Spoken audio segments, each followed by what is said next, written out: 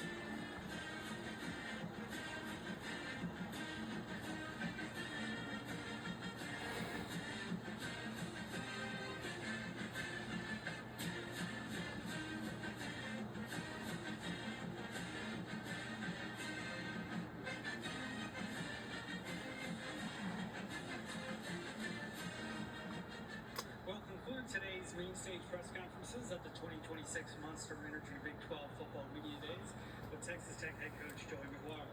Following coach's opening statement, we'll open the floor for questions. Once you're called upon, please stand and raise your hand. If you have a question, you'll have a microphone brought to you. Once you're called upon, please stand, ask your question, identify yourself with your name and media affiliation. Coach, we'll start with your opening statement. Well, I know nobody believes this. Now let's welcome Joey McGuire on the stage. Every time I get to see you guys, that means we're one step closer to playing football, and we're really excited. Excited about the guys that I brought with me today. It was cool to see the preseason for the second year in a row. The preseason defensive player of the year is a Red Raider, and that's A.J. Holmes, our starting defensive tackle, second team All-American last year. Brought Rice Pollock, our starting corner. Brought Sheridan Wilson, our starting center. Ben Roberts, our starting middle linebacker. We were able to bring Terrence Carter, our starting tight end, and Corey Hayden, our starting wide receiver. And you know, it's really cool to see Ben and Sheridan go through this experience because they were mid-year freshmen my very first meeting whenever I got the job, the very first team meeting. And so it was fun to watch them come to this, and I know they've had a great time. Great to see our cheerleaders and Raider Red over there, our media teams here, my chief of staff, Antonio Huffman. We're excited. I know that a lot of coaches have come up and said that, and we're really excited. We had a phenomenal year last year, and we're looking forward to kicking it off on September 5th. Looking forward to starting Big 12 play on week 3 against a great Houston team. We feel like we're in a really good spot culturally and team-wise. And man, I just appreciate everybody being here. Appreciate Jerry Jones hosting us. I'm going to use Kalani's line. I'm excited for your questions, but if you don't have any, then I'm okay with that too. So now, just kidding. With that, open up for questions. All right, we'll go to the center right, third row. Hey, Coach, Corey Whitman with the Daily Toreador. Obviously, there was a ton of commotion on the program this offseason with the national sports media, and obviously that has the opportunity to take away focus from your players. I'm just wondering, how are the guys, especially veterans like Ben Roberts and Sheridan Wilson, in redirecting the guys to focus on football? Yeah, I think, one thing that I truly believe in is to bring a team together. Shared success is part of it, but shared adversity brings you even closer. And, the last couple months, we've gone through some adversity. I do believe if you walked into our building every single day and you walked into the weight room and the workouts or football school, you would know that anything was going on. And a big part of that has been Ben and Sheridan. We met multiple times, with them being our two captains, and really I talked through this with those guys and how they felt and what we wanted to do, and they've been incredible. I'm really fortunate. We've got a really strong leadership group. Cam Dickey, Jacoby Williams, Howard Sampson, guys like that, and just really strong people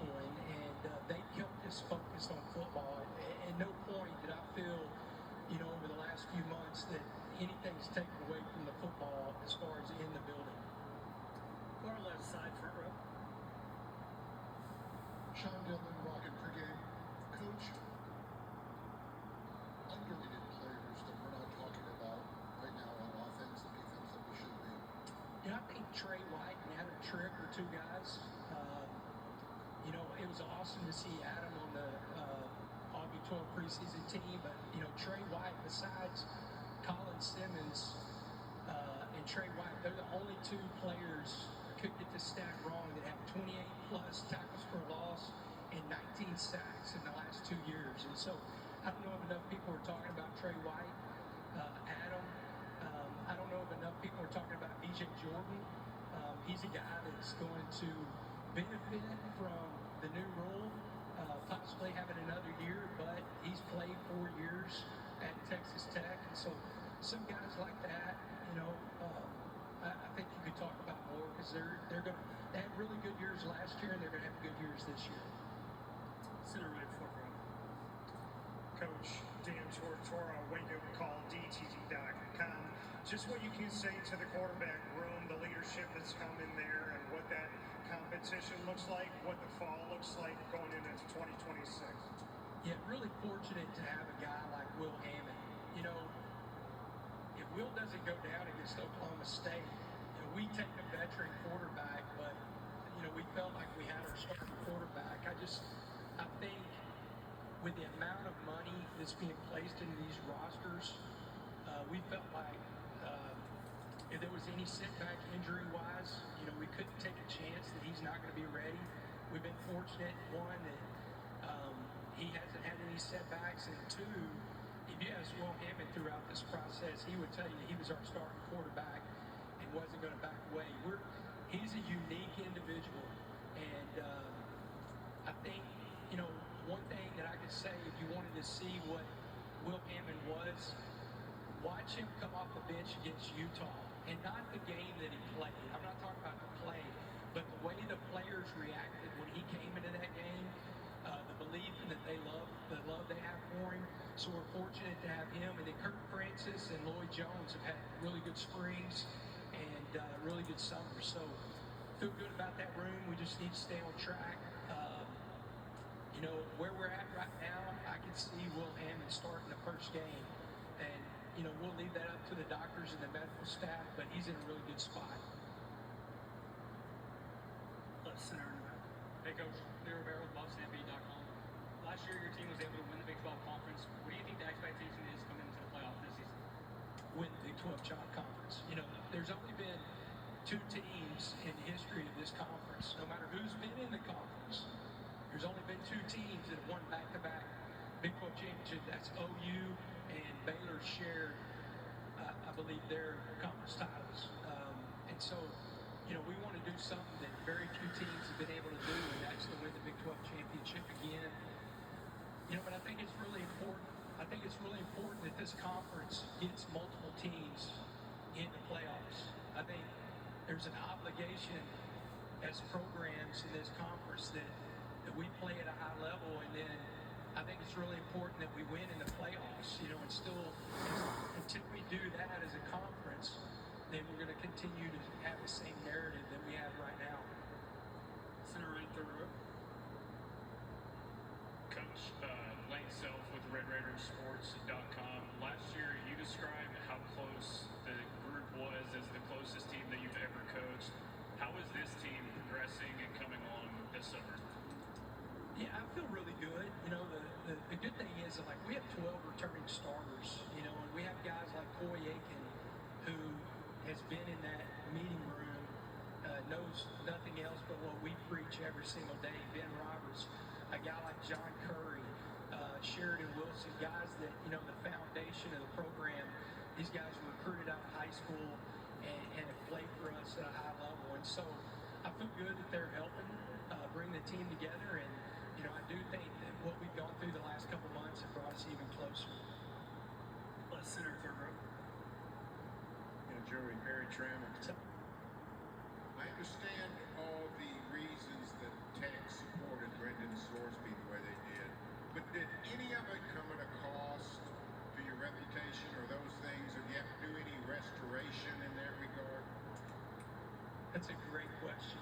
it's good to see you too. And it's tough. You know, the thing for me that through all of this,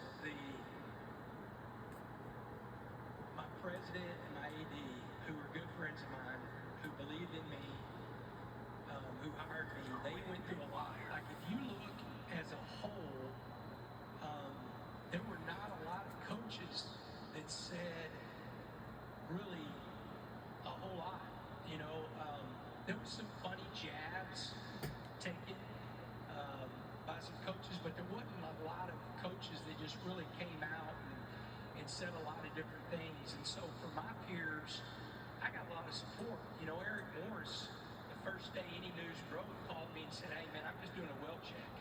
He's a good friend of mine. Kalani, he's a great friend of mine, said the same thing. Kenny Dillingham made a joke in a group text and then called me and said, "You know, I was kidding." I said, "Kenny, dude, I get it, man." So for me, my peers, I had so much support from my peers, and it was tough to you know, see Kirby and President Skubanek have to go through that. And so, you know, I hate that for them. You know, the thing that we really try to focus on is the Red Raiders and our alumni base and our coaches.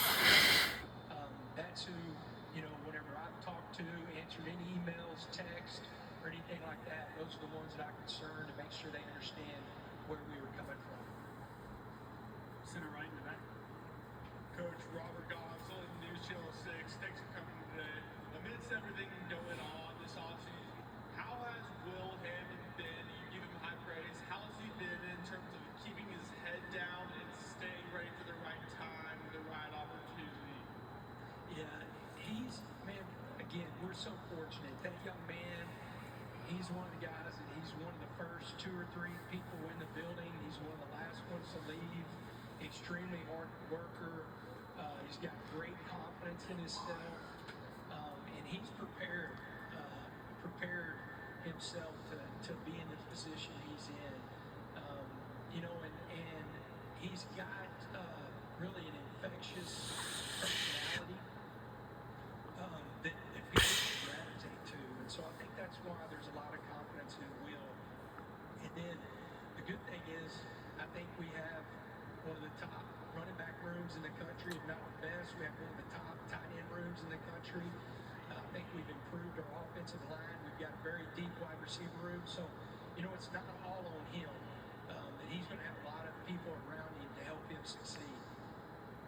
Center left in the back.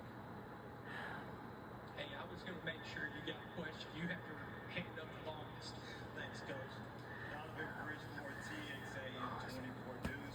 I want to ask about some of the jabs from Steve Sarkisian, head coach of Texas Longhorns, and how serious you were about getting that first game on the schedule, and if we can see that in the future. Yeah, first spot the ball, man. Like, we're ready to go right now. We'll play tomorrow. You know, we don't need any film study or anything like that, man. I know they don't either. They got a great football team, one of the best teams in the country. They're going to be really good this year. You know, the thing, I have a lot of respect for Sark, for people that have covered the University of Texas for a long time.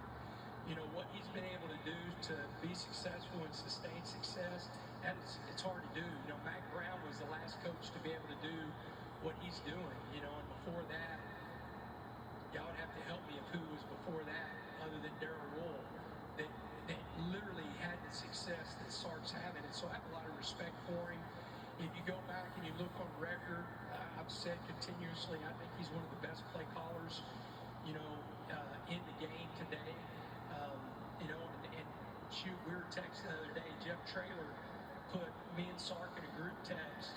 There's a Division I panel at the THSCA coaching school, and he wants to sit between us. I told Jeff he's going to have to step up the sports coach game if he's going to sit between me and Sark, because Sark's probably going to have that burnt orange sports coat. I'm going to wear this one or wear a red one. You know, but I want to play, man. I'm a Texan. I was born in Texarkana, Texas, at Wadley Regional Medical Center in 1971. I grew up in the Southwest Conference. Texas and Texas Tech are supposed to play. Texas and Texas A&M are supposed to play, and they are playing.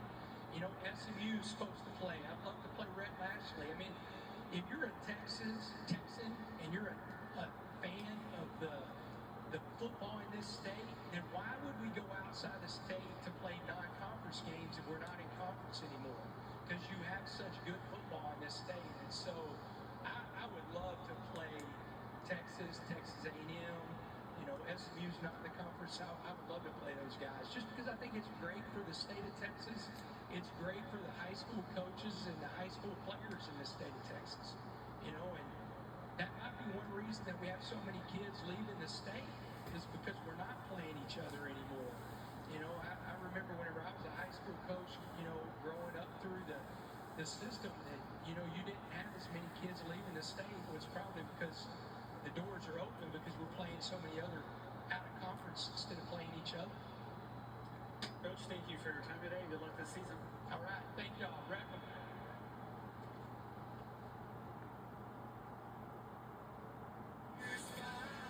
All right. That was from Joey McGuire, the head coach of the Texas Tech Red Raiders football team, the college football team.